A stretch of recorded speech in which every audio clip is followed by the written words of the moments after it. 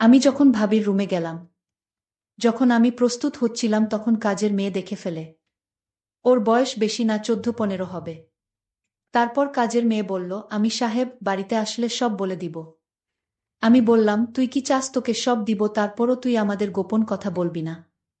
কাজের মেয়ে তখন বলল, আমি চাই আমার সাথে এক রাত। বাকিটা গল্পতেই শোনাচ্ছি। আমি 22 বছরের যুবক, একটা ঔষধ কোম্পানিতে মেডিকেল রিপ্রেজেন্টেটিভ চাকরি করতাম। চাকরির কারণে আমাকে সবসময় ডাক্তারদের ভিজিট করতে হতো। একদিন বড় শহরের এক নামকরা হার্টের ডাক্তারের চেম্বারে গেলাম তাকে ভিজিট করতে। ডাক্তার এক রোগীকে দেখতেছিল, আমি সেখানে বসে অপেক্ষা করতে লাগলাম। আমি বসে ডাক্তারের সহযোগীর সাথে গল্প করতে লাগলাম। তখন প্রায় রাত 9টা বাজে। এমন সময় এক সুন্দরী মহিলার সাথে একটা 16 বছরের মেয়েকে নিয়ে ঢুকতে দেখতে পেলাম। পরে জানতে পারলাম মেয়েটি মহিলার কাজের মেয়ে। মহিলার বয়স 25 হবে। দেখতে অনেক লম্বা আর অনেক সুন্দরী, যে কোনো ছেলে দেখলে তার প্রতি দুর্বল হয়ে পড়বে। আমি তার দিকে চেয়ে রইলাম। সে একটা হাতা কাটা চিকেন কাপড়ের জামা পরেছে।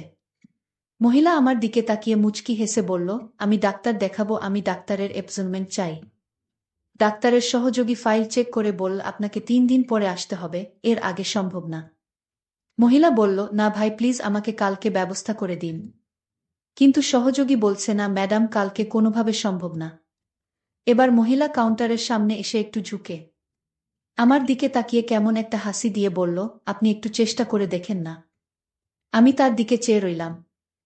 আমি ভাবলাম এর সাথে খাতির হলে মনে হয় কিছু লাভ হবে। আমি বললাম, আপনি একটু বসেন, ডাক্তার ফ্রি হলে আমি আলাপ করে দেখছি। কিছুক্ষণ পর ডাক্তার ফ্রি হলে আমি তার রুমে গিয়ে বললাম, আমার এক পরিচিত রোগী আছে, আপনাকে কাল একটু সময় দিতে হবে। যেহেতু ডাক্তারদের আমরা অনেক সুযোগ সুবিধা দেই, তাই সে তার সহযোগীকে ঢেকে সব চেক করে আমাকে বলল, কালকে সকাল 10টায় আমি সময় দিতে পারব। আমি এসে মহিলাকে বললাম, সকাল 10টায় সে আসতে পারবে কিনা। সে রাজি হলো এবং আমাকে অনেক ধন্যবাদ দিল। আমিও তার সাথে চেম্বার থেকে বের হয়ে এলাম। তাকে বললাম, ডাক্তার সাহেবকে বলেছি আপনি আমার পরিচিত, তাই সে রাজি হয়েছে। সে বলল, তাহলে কালকে আমার জন্য আপনাকে আবার আসতে হবে। আমি বললাম, এতে কোনো সমস্যা নেই, আপনার মতো সুন্দরী মহিলাকে সাহায্য করতে পেরে ভাল লাগছে। তার চেহারায় একটা হাসি দেখলাম। আমি বললাম, আমার নাম হামিদ। সে বলল, তার নাম রুবিনা। সে বিবাহিত, তার স্বামী সিঙ্গাপুর থাকে, সেও 15 দিনের ভিতর সেখানে চলে যাবে। সবকিছু রেডি হয়ে গেছে। এখানে সে আর তার শ্বশুর শাশুড়ি থাকে। আমরা আলাপ করতে করতে হাঁটতে লাগলাম।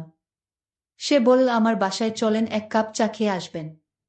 আমি বললাম, আর একদিন যাব। কিন্তু রুবিনা অনেক অনুরোধ করল, এরপর আমি রাজি হলাম। তারা দুজন একটা রিকশায় উঠল। আমি আমার হোন্ডা নিয়ে তাদের পিছু পিছু গেলাম। তাদের বাসায় যেয়ে তার শ্বশুর শাশুড়ির সাথে আমার আলাপ করিয়ে দিল। তারা আমাকে অনেক ধন্যবাদ দিল তাদের বুকে সাহায্য করার জন্য। এরপর আমাকে চা দিল। আমি চা খেয়ে বিদায় নেওয়ার জন্য রেডি হলাম। তখন রুবিনা বলল, হামিদ, যদি কিছু মনে না করেন একটা অনুরোধ করব। আমি বললাম, আমাকে আপনি না বলে তুমি করে বলবেন। আমি বয়সে আপনার ছোট হব। আর আপনি কিছু মনে না করলে আপনাকে ভাবি বলে থাকতে পারি।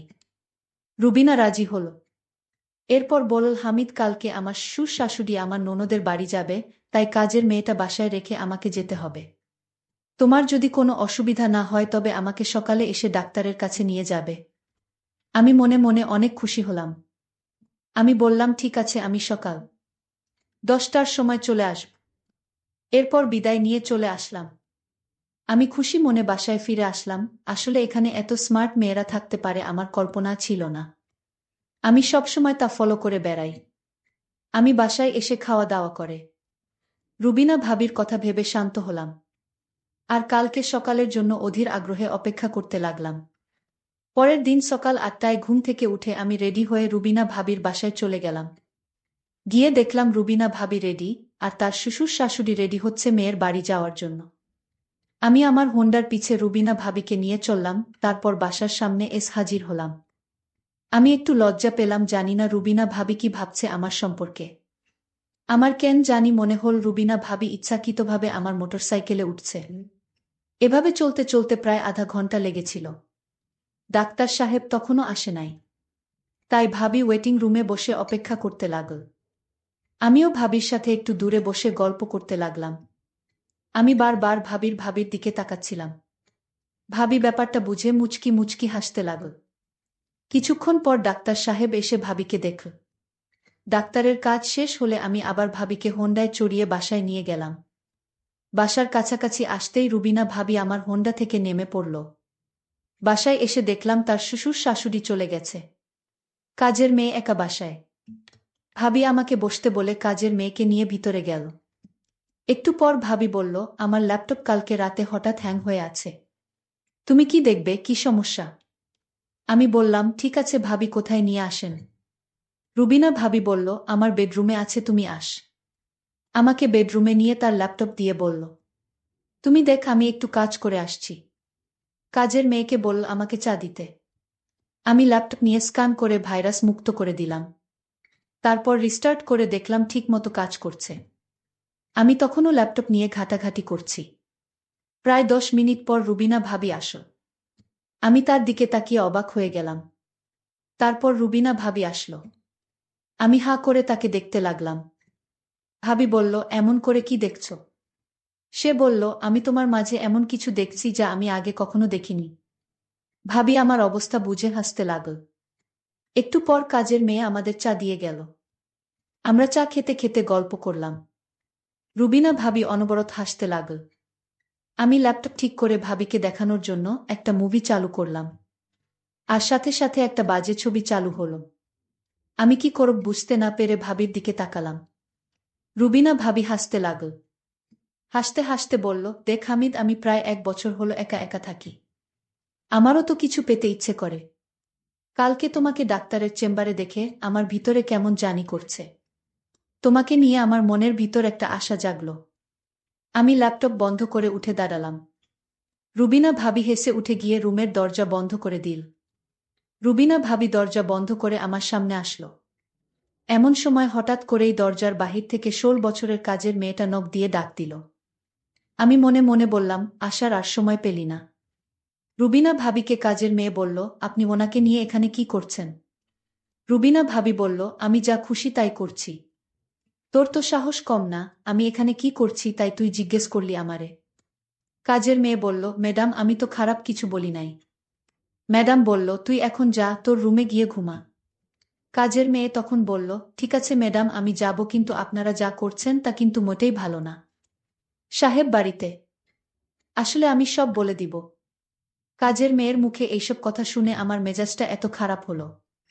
আমি বললাম, এই ছোট লোক, আমি এখানে কি করছি যে তুই আমার স্বামীকে বলবে? ম্যাডাম, আপনি তো ভালো করে জানেন কি করতে চাইছেন। বাহিরের একটা লোক রাতের বেলায় কারো বাসায় এভাবে থাকতে পারে? আমি বললাম, তুই কাল থেকে এই বাসায় আসবি না। আমি তোর চেহারা দেখতে চাই না। তুই দিন দিন বড় পাকামি করছিস। ঠিক আছে ম্যাডাম, আপনার মতো খারাপ ম্যাডামের বাসায় কাজ করার ইচ্ছাও আমার নাই। তবে ম্যাডাম, আপনি মনে রাখেন আজকের দিনের কথা। আজকে আপনি কি করতে চাইছিলেন তা কিন্তু আমি ভুলব না, আর বলেও দিব। আমি কাজের মেয়েকে বললাম, এইগুলো আমার স্বামী কখনো বিশ্বাস করবে না। কাজের মেয়েটি তখন বলল, বিশ্বাস কিভাবে করাতে হয় তা আমার জানা আছে। কাজের মেয়েটি তখন বলল, আমার মোবাইলে সব রেকর্ড করা আছে। একটা অচেনা ছেলে আপনার রুমের ভিতর কি করে সেটা আজ বাচ্চা ছেলেও বুঝবে। কাজের মেয়েটা এত পাকা পাকা কথা জানে আমি জানতাম না। আর তাছাড়া তার মাথায় প্রচণ্ড বুদ্ধি আছে। আমি এখন কি করবা বুঝতেছি না। তখন হামিদ বলল, ঝগড়া করে কোনো সমাধান হবে না।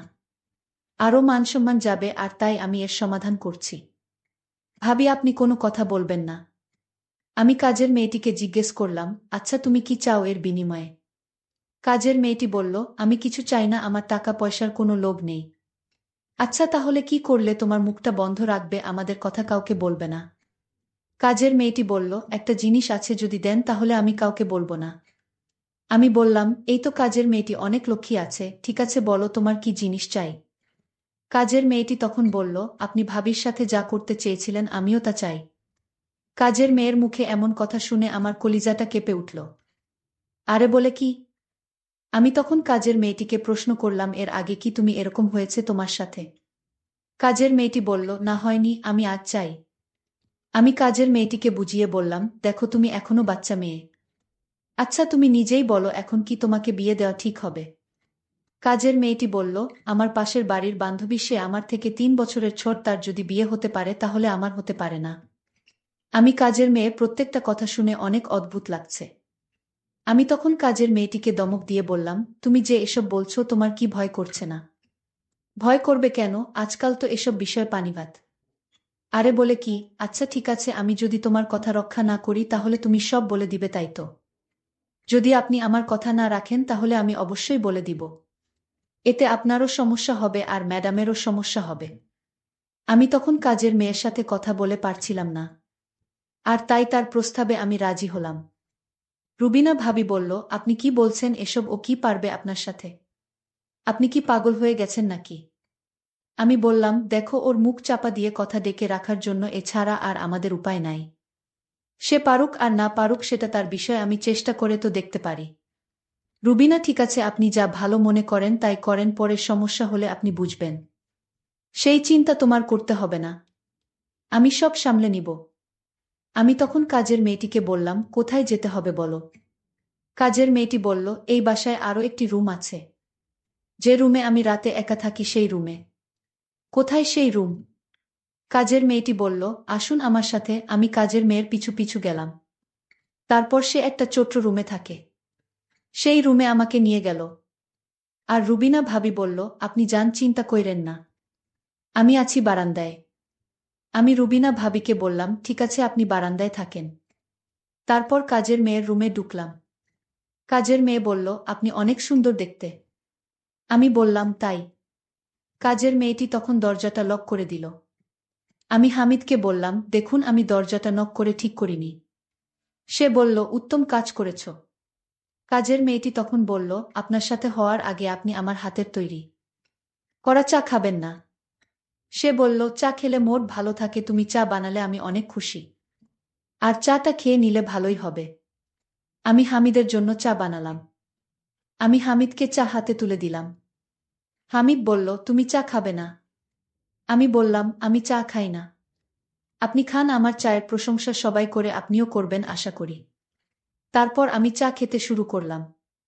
আর কাজের মেয়েটি আমার দিকে অন্যরকম দৃষ্টিতে তাকিয়ে রয়েছে। আমি চা খেতেই আমার বুকের ভিতরটা মনে হচ্ছিল পুড়ে যাচ্ছেছ। আমি ভাবছি হয়তো গরম চা এমনি হতে পারে। কাজের মেয়েটির হাতে আরও একটি চা দেখতে পেলাম। আর সেই চা ম্যাডামকে দিয়ে আসলো। কাজের মেয়েটি যখন চা নিয়ে ঘর থেকে বাহির হলো তখন আমি বুকের জ্বালা পুরায় ছটফট করতেছিলাম। ম্যাডামের কাছে চা নিয়ে যেতেই বলল, হয়েছে তোর কাজ? আমি বললাম, না ম্যাডাম, এখনো শুরু করিনি। আমি বললাম, দে চা, দিয়ে তাড়াতাড়ি যা। এইদিকে ম্যাডাম চা খেতে শুরু করল। আমি আমার রুমে গিয়ে দেখি হামিদ চা খেয়ে মরে পড়ে আছে। আমি এটাই চেয়েছিলাম। আমি কাউকে খারাপ কাজ করতে দিতে পারিনি, যে কাজ আল্লাহ পছন্দ করে না। আমি সেই কাজ করার আগেই আমি দুজনকেই শেষ করে দিয়েছি। আমার মনের ভিতর খারাপ উদ্দেশ্য ছিল না। আমার উদ্দেশ্য ছিল এই দুই শয়তানকে শেষ করার।